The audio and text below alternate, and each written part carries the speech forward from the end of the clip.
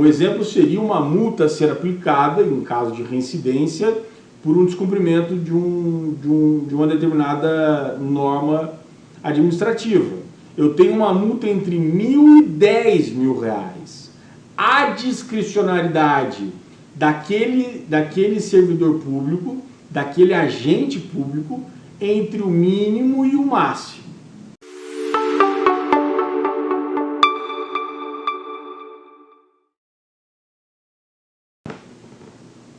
Vamos lá, doutores, para o nosso último encontro. Talvez seja um pouquinho mais extenso aí, 3, 4 minutos, só para que não fique algum ponto, nenhuma ponta solta, né? Nenhum ponto em aberto. Depois de ter falado do ato administrativo, dos seus elementos, eu quero falar um pouquinho com os senhores sobre o ato administrativo perfeito. O ato administrativo, doutores, que reúne eficácia e execuibilidade, ele vai se tornar perfeito. No entanto, enquanto possam surgir concomitantemente a eficácia e a execuibilidade, não se confundem tais elementos. É eficaz o ato que satisfaz todos os requisitos para a sua existência, né? Para a sua existência válida. É exequível o ato capaz de produzir efeitos jurídicos. A lei não pode prejudicar o ato jurídico perfeito, como está lá na Constituição Federal, artigo 5º, inciso 36. E na LINDB, na Lei de Introdução Nacional ao Direito Brasileiro, ao Estudo do Direito Brasileiro, no artigo 6º. Assim, lei superveniente não produzirá necessariamente efeitos sobre atos administrativos eficazes e exequíveis, incidindo, porém, sobre o ato que dependa da condição para ser executado, uma ratificação, um visto, etc., ou que não reúne eficácia e execuibilidade. Dessa noção, né, desse pequeno apanhado, resulta que o ato administrativo ele é considerado perfeito quando concluído, ainda que lhe falte a validade ou a eficácia. Daí que o ato ele pode ser, primeiro, perfeito, quando ele é considerado válido e eficaz, porque concluído, né, ele atende às normas legais e ele está apto para a produção dos seus efeitos jurídicos. Ele pode ser ainda denominado um ato jurídico perfeito, válido e ineficaz, porque ele está concluído, respeita as normas legais, mas os seus efeitos somente serão produzidos se verificada uma condição suspensiva. Terceiro, ele pode ser um ato jurídico perfeito, inválido e eficaz. Quando? Porque concluído e apto à produção dos efeitos jurídicos, porém inválido ante o não atendimento das normas legais. Por fim, e não menos importante, né, o ato jurídico perfeito, inválido e ineficaz, porque ele é concluído com violação das normas legais e ainda sujeito a uma condição suspensiva.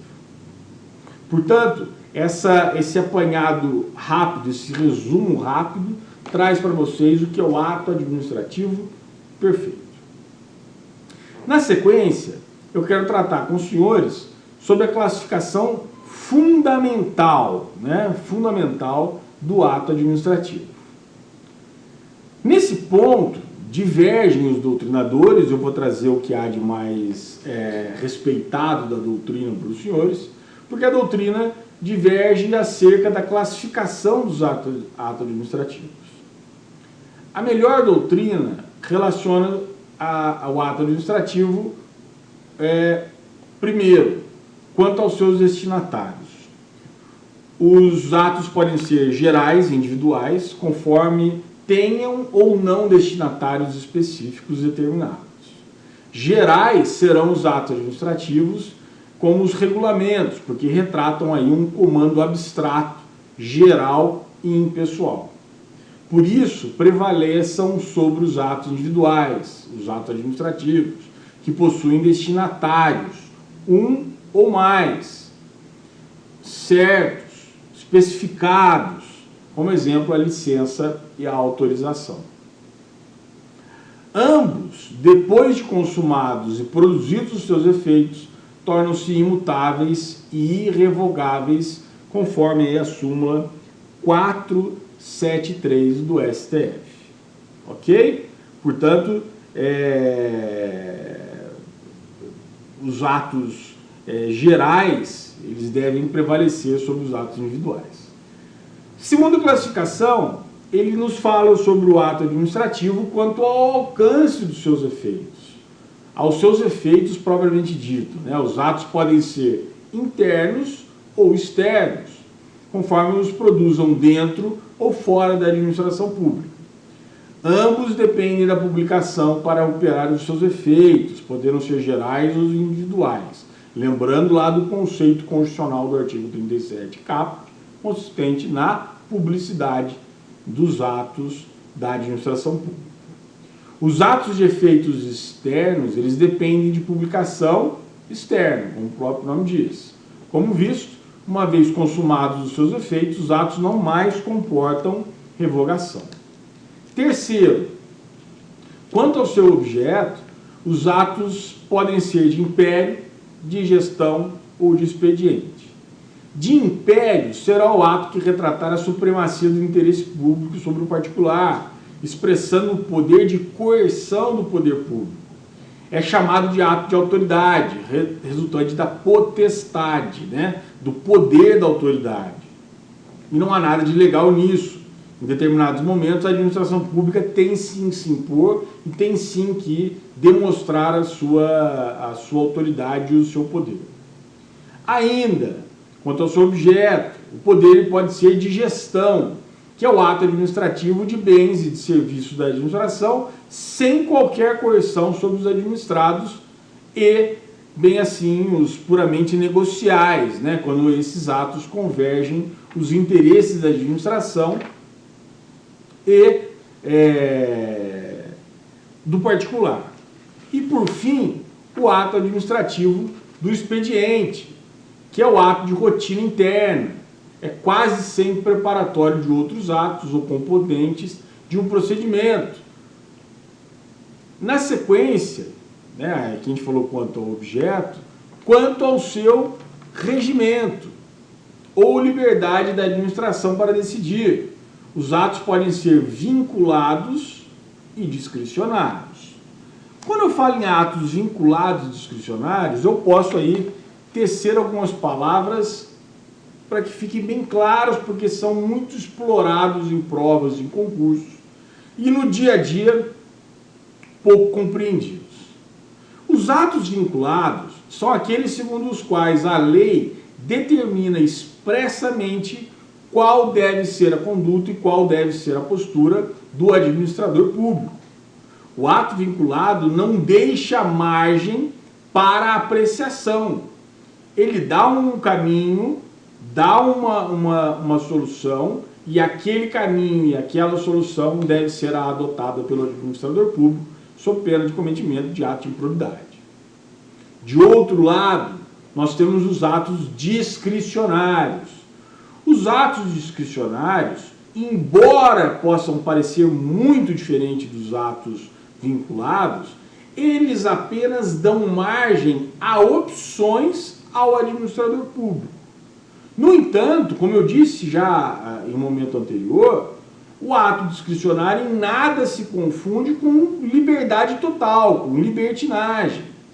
Essa opção de escolha, né, essas opções a serem seguidas pelo administrador público, estarão delimitadas pela lei.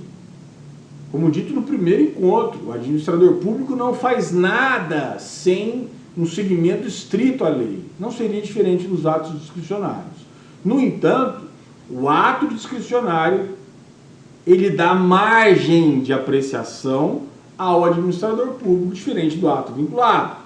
Um exemplo seria uma multa a ser aplicada, em caso de reincidência, por um descumprimento de uma determinada norma administrativa. Eu tenho uma multa entre R$ 1.000 e R$ 10.000. A discricionariedade daquele servidor público, daquele agente público, entre o mínimo e o máximo. Lembrando que na discricionalidade há a necessidade, há a obrigatoriedade de que se justifique o porquê entre o mínimo e o máximo, e essa justificativa, por óbvio, como todos os atos administrativos, estarão sujeitos à apreciação para saber se eles atingem a finalidade e se correspondem à realidade, né? Os motivos, como dito antes, dentre os elementos dos atos administrativos, os motivos deverão ser sempre legais, deverão ser sempre correspondentes à realidade, jamais podendo fugir e dependendo exclusivamente da cabeça do agente público, do administrador público. Correto? Então, de um lado, ato vinculado, estritamente aquele comando, aquele caminho, aquela posição adotada pela lei, e de outro lado, atos discricionários que têm a liberdade, a possibilidade de análise, de opções, de elementos a serem adotados dentro do ato administrativo. Opções, alargamentos, interpretações, sempre descritos pela lei. Discricionalidade não significa liberdade, tampouco libertinagem. Ok? Me ative um pouquinho mais ao ato vinculado ao ato administrativo, porque, ao meu ver, aí a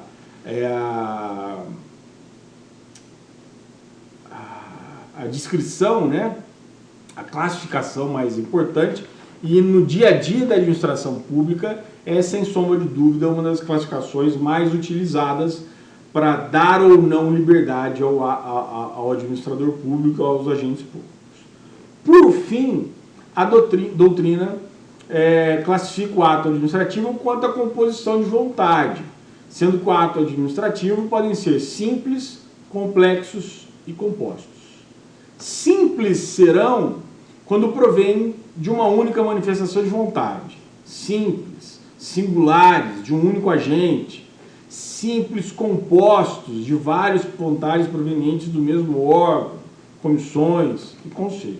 Então, não deixam de ser simples, deixam de ser simples mesmo que variem dentro dessas possibilidades.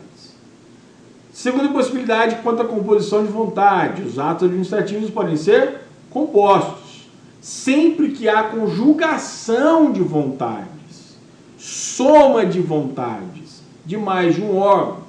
Então, a nomeação do Procurador-Geral de Justiça pelo governador, há uma lista tríplice, sextupla, depois uma lista tríplice, a categoria escolhe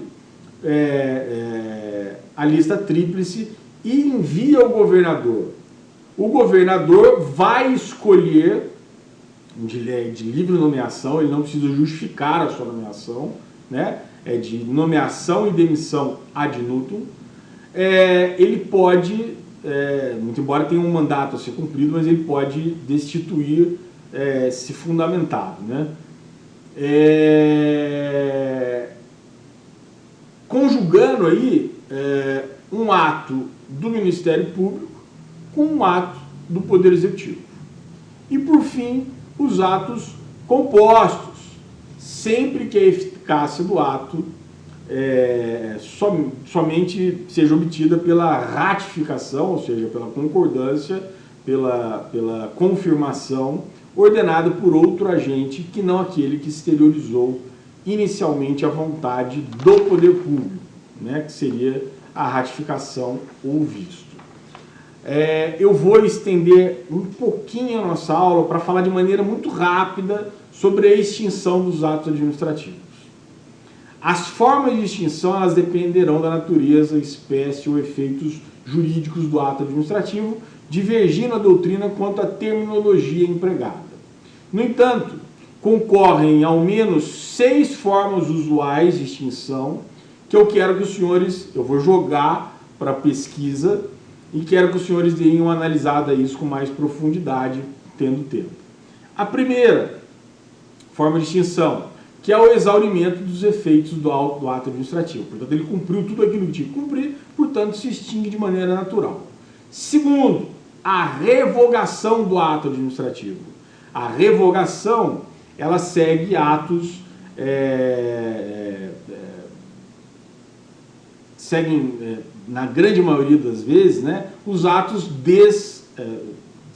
discricionários. Eu posso revogar atos discricionários quando não presentes mais a conveniência e a oportunidade. Faltou dar esses dois elementos quando eu defini a discricionalidade. Na discricionalidade, o administrador público, muito além de seguir a lei puramente como os atos vinculados, ele seguirá esse binômio conveniência e oportunidade, dentre, como eu dei o exemplo da multa, né, no mínimo e no máximo. Portanto, atos discricionários poderão ser revogados. Terceiro, a anulação ou a invalidação. A anulação pressupõe lesão a algum tipo de norma. Portanto, o administrador público tem a obrigação de anular, né, os atos, ou anular ou invalidar os atos que tenham por si algum vício quanto aos elementos de forma, de validade, de eficácia. Quarto, a cassação, quando haja uma determinação legal. 5, a caducidade, que é a perda dos seus efeitos. 6, a contraposição, quando haja outro ato semelhante e que possa, portanto, extinguir o ato daquele ato primeiramente emitido e contraposto a ele se sobressair. E o sétimo, que é a renúncia, né? Que seria a abdicação, a não assunção dos direitos provenientes daquele ato administrativo. Ok? Doutores, nosso tempo foi curto, foram 6 encontros, eu me estendi um pouquinho mais no quinto e no sexto. Espero que nesses 6 curtos encontros, né, eu tenha conseguido levantar aí para vocês tudo aquilo que foi ensinado sobre direito administrativo. Eu acho que o direito administrativo é muito mais do que isso. A gente tem a lei de licitações, tem a falar aí dos princípios doutrinários, não só os constitucionais, mas eu citei para vocês aí o que a gente tem hoje de mais importante no direito administrativo e, com certeza, aquilo que pode levantar nos senhores e fazer os links aí de remissão ao que foi aprendido dentro do direito administrativo, como foi proposto diante do convite para fazer esse curso de extensão, para que os senhores relembrem, né? Eu sei que não sei se é do tempo dos senhores, mas na época havia sinopses jurídicas, e as sinopses eram pequenos livros, né? Livros muito pequenos perto dos livros da doutrina propriamente dita, mas que faziam lembrar todos os tópicos importantes, nos obrigando a relembrar, a remeter e fazer a nossa cabeça funcionar. Então, tomem esses 6 encontros aí como uma sinopse do que há de mais relevante, ao meu ver, como estudante, como acadêmico, como pesquisador, como um eterno pesquisador e acadêmico do direito. E foi um grande prazer aqui relembrar não só a disciplina minha de início no magistério superior, como o meu tempo, o meu longo tempo como procurador-geral do município e até hoje aí na atuação que faço de ex-servidores e servidores da administração pública, usando esses conceitos que podem ser muito abstratos, mas são muito concretos e presentes na vida daqueles que vivenciam o direito administrativo, né? Daqueles que trabalham na administração pública. Tá certo? Sucesso a todos, agradeço a atenção de todos e qualquer dúvida estou à disposição nos canais que a Faculdade de Direito de Varginha colocam à disposição dos senhores e coloco inteiramente à disposição para sanar as dúvidas. Ok? Um forte abraço, fiquem todos com Deus. Tchau, tchau.